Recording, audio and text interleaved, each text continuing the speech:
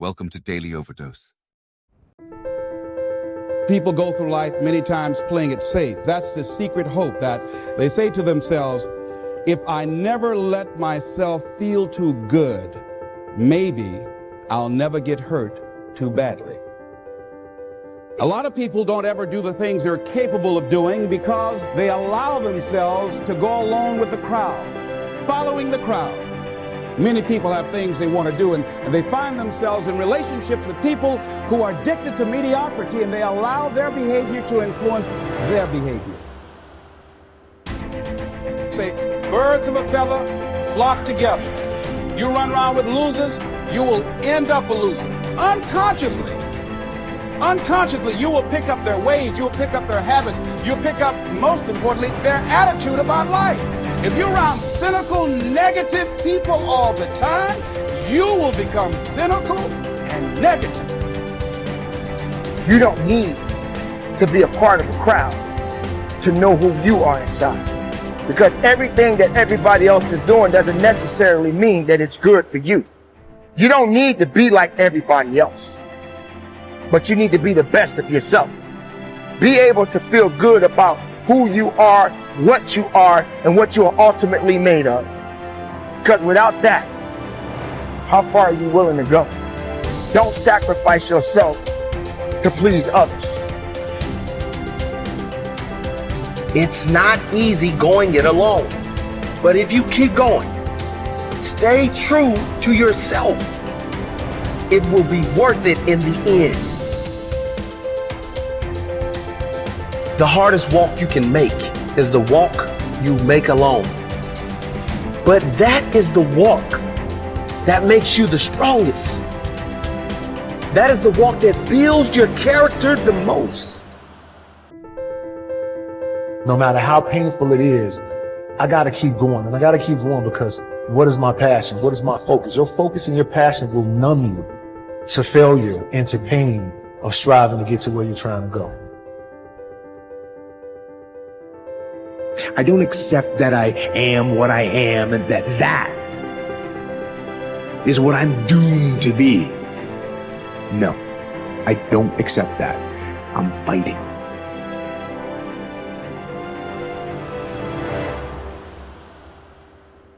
As you begin to look toward the future and take inventory of yourself, what is it about you right now that you've got to leave this behind? Because this no longer fits.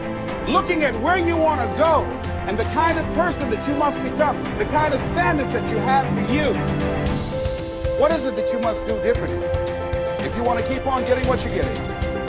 Keep on doing what you're doing. If you don't keep gathering information, your confidence will start to wane. You'll start to lose it. You've got to keep gathering information. You want your confidence to get stronger and stronger and stronger. And if you don't keep studying, your confidence will start to slip. Like with the knowledge I've got, I could coast to the end of my life, earning all kinds of money, having a pretty good time. But I know I won't go beyond where I'm at, and I'll start slipping back. Got to keep studying. I got up at 3 o'clock this morning, but I went to bed for an hour or two. And I was studying for a couple of hours. I get up early in the morning and I study every morning because I want to get better at what I'm doing. And I know I can get better. I know that I'm nowhere near as effective as I can be. We've got to get this right in our mind. This idea of lack of confidence, it's something that anybody can change. I remember when I first started to study this, we're so afraid of what other people might think of us. It's so silly. I only went to high school, as I said, for 2 months. So I had a vocabulary that you could stick in a thimble. I mean, there was not much to it.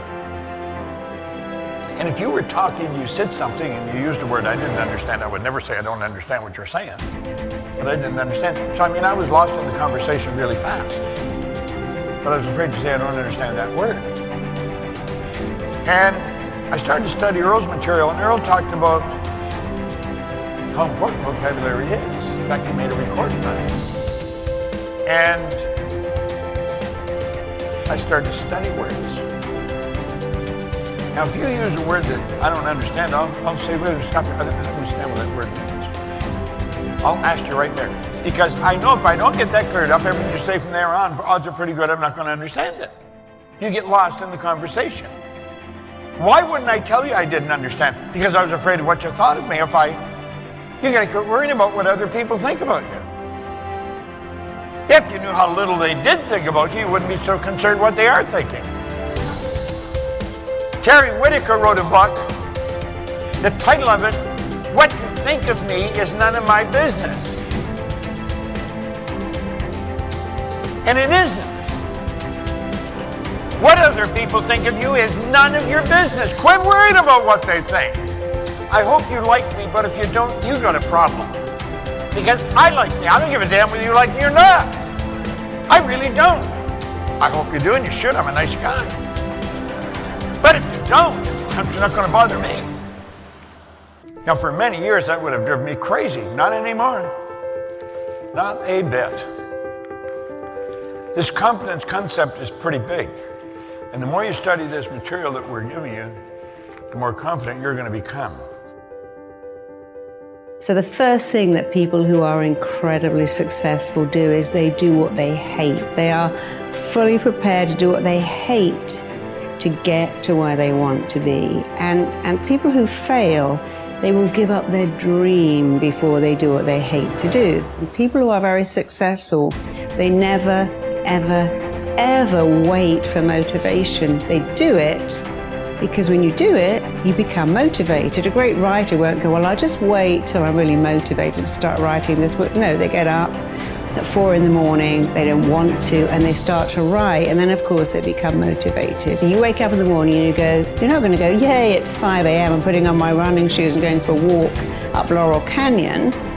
Of course you're not going to do that. You're going to wake up and go, God, I really hate working out. But Marisa said, successful people do what they hate to get to where they want to be. Because of course the wonderful thing is that when you do what you hate first enough times, it starts to become natural. Like, I've got to do my taxes, I'll do that first thing. I've got to confront someone, I'll do it first. And so I still to this day wake up and think, oh, I don't really want to do that, so I'm going to do it first, because what I do want is to belong to that group of very, very successful people. So I know what the membership is.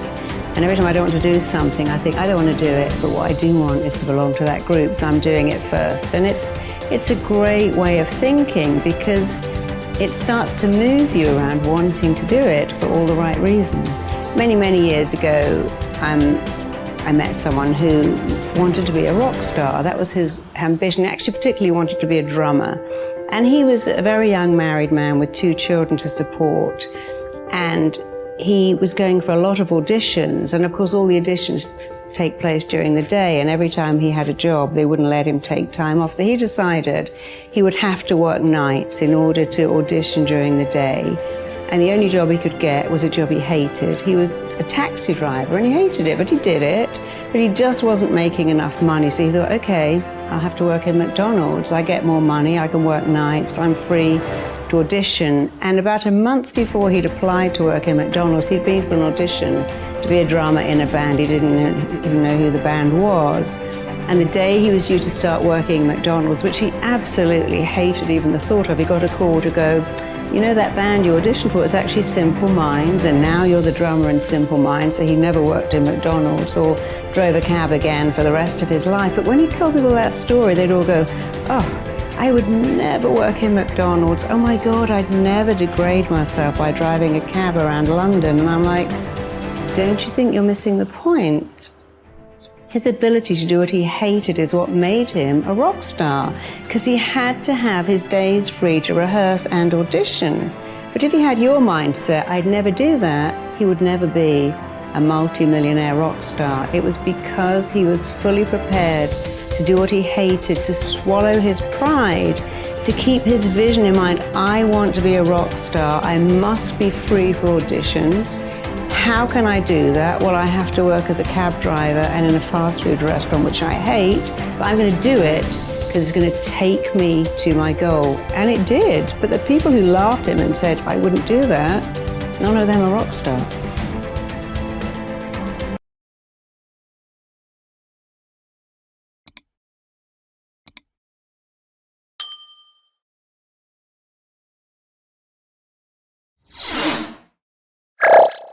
Thank you for watching our videos. Please like and subscribe to our channel so you won't miss another video.